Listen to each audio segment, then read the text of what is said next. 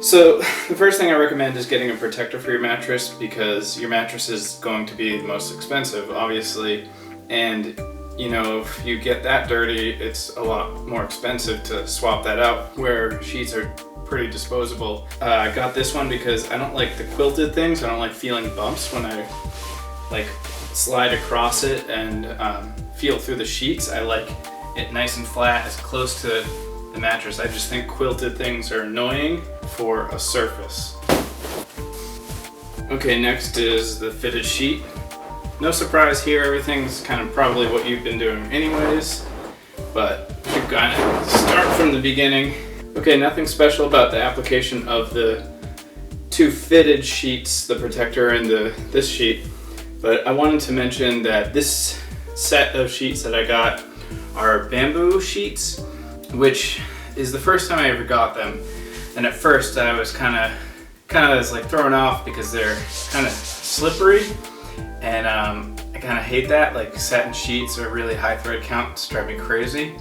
But these are a little different. They're really breathable, and they're not really slippery as they are just really soft. And it just took me a little while to get used to them from cotton sheets, and I highly recommend them.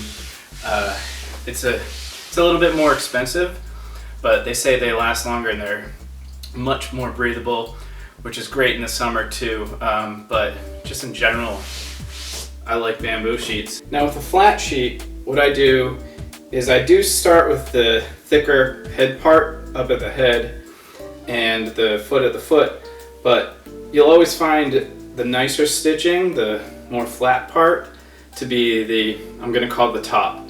And I'm actually going to have that facing down.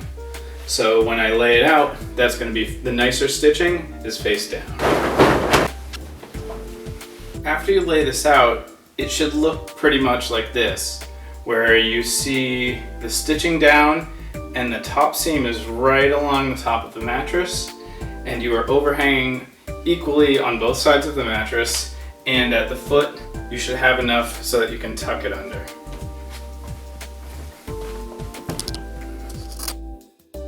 I think it's pretty sweet. So the first thing I do is I take this part here and I fold it over about the half of a pillow. So I have my pillow and I just kind of fold it over so it's about what would sit under the middle of my pillow. So it's about there, and that's where I fold it over once.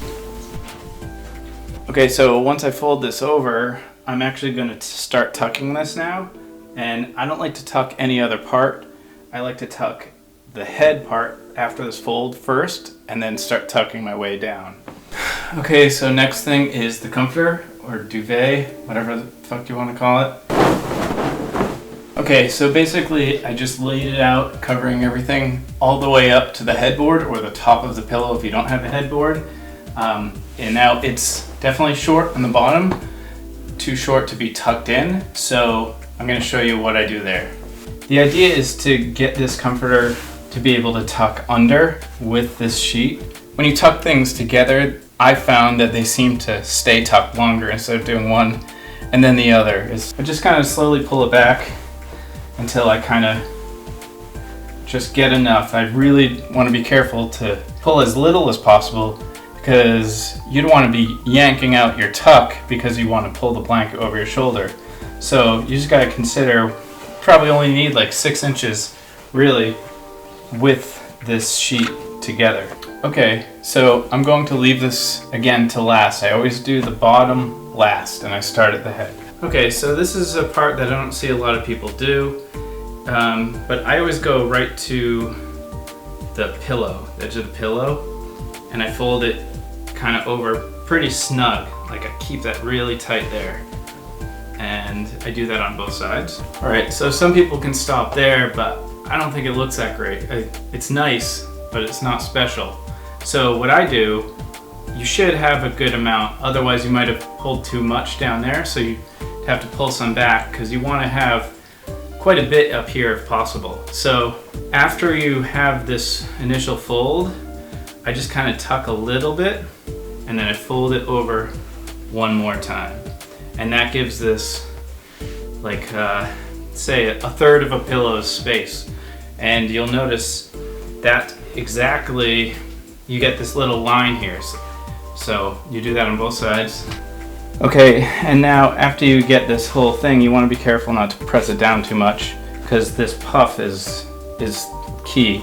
So then you can tuck this under nice and tight, and then you have this really nice display here. And again, you start working from here, you work your way down. I almost forgot, if your comforter has like a lining that's like a square lining, you wouldn't fold it over this way. You would kind of fold it like this so that the line lines up and stays, so you still get that definition. Okay, so the next thing I do is put on it's like a decorative piece. So you really want to spend a little more attention when you buy this particular piece, and get something that really works for your taste and that's kind of nice and textured, something like that.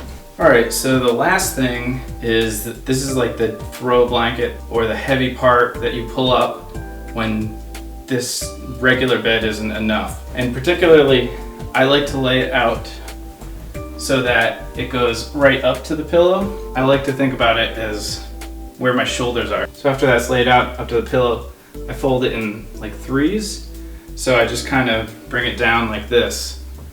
Let's say it was like folded when I'm ready for bed, I just pull it up. Alright, so as far as the pillows go, it's kind of something you kind of play with. There's not necessarily a way that I prefer it. I like to have whatever is the comforter either on top like that, but lately I have been switching it so that I have the color of this pillowcase same as that color, and to my eye it's kind of just makes a little break, so it's white, dark, whatever, and then same on the other side. Alright, and then the absolute final thing that I do is I take all of these minus this blanket, and then I tuck in the bottom. The reason that I tuck it in at the end is because it tends to untuck while I'm working on it, or if I'm adjusting and I want to pull it left or right, depending on if it was short. If you have the bottom untucked, then it won't twist down here and you won't have to redo it. So I just save everything to the bottom and just don't even bother wasting time on it until the end. So there you go.